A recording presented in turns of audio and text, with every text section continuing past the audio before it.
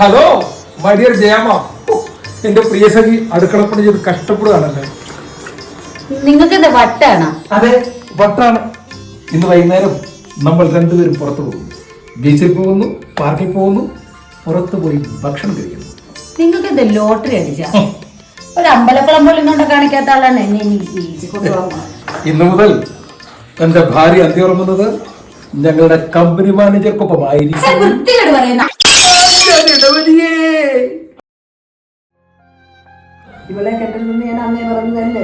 ഇപ്പൊ അതേ കണ്ണു മരിച്ചോണ്ടിരിക്കുന്നു. വരുന്നുണ്ട്. അയ്യോ അയ്യോ അയ്യോ, നിങ്ങൾക്ക് കമ്പനി മാനേജറായിട്ട് പ്രമോഷൻ കിട്ടിയ കാര്യം നേരത്തെ എന്നോടൊന്ന് പറയാൻ വേണ്ടി. നീ പറഞ്ഞില്ലേ എന്തിനൊരു സർപ്രൈസ് വേണമെന്ന്? നല്ല സർപ്രൈസ് ആയിപ്പോയി. അത് പിന്നെ